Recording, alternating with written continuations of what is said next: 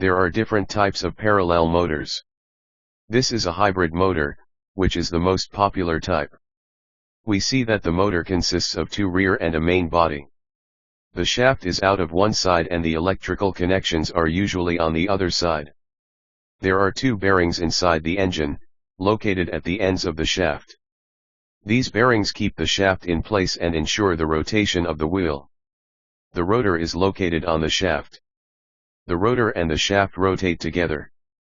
The rotor is a permanent cylinder that has two halves, which are known as cups. One cup is on the left and the other on the right. The number of teeth is calculated at the outer level of each cup. The teeth of two cups are not the same. There are two bearings inside the engine, located at the ends of the shaft.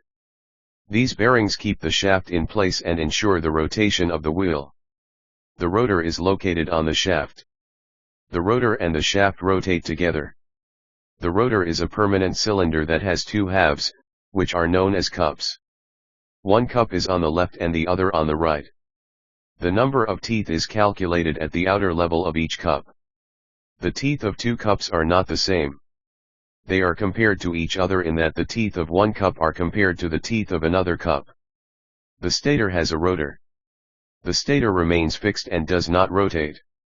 This includes a number of coils that have a rotor. Coils are not all connected together.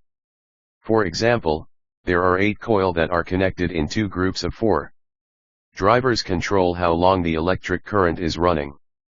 Can pass through these sandwiches. This creates a magnetic field that causes rotation. These teeth are located around the internal environment of the stator. These teeth are used to improve motor accuracy and create a magnetic symmetry. Rotors have more teeth than stator. For example, the stator may have 48 teeth while the rotor has 50 teeth. This is the difference that all teeth cannot be combined at the same time. As a group of stem cells is formed, stem cells form electromagnetic fields with the right and left sides. The rotor is a permanent rotor and this will be in contact with the stator electromagnetic field and cause the rotor to rotate.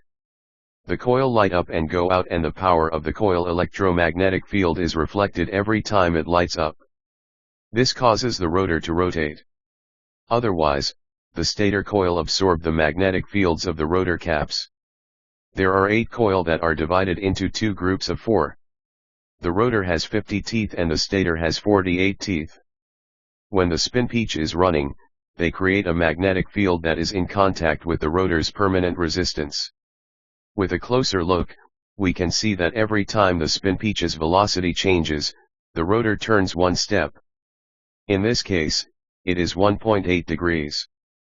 Be aware that every time it turns, only the teeth that are closer to the stator's stator are affected. The rotor's teeth are not like this, remember. The rotor is a permanent organ that is actually magnetized, which means that the poles are at opposite ends. Therefore, while the rotor's left and right teeth are connected to the center of the rotor's left and right poles, the rotor's left and right teeth are connected to the center of the rotor's left and right poles. This design gives us a very high level of accuracy and accuracy. Friends, if you enjoyed this video, please like and subscribe us and introduce us to your friends.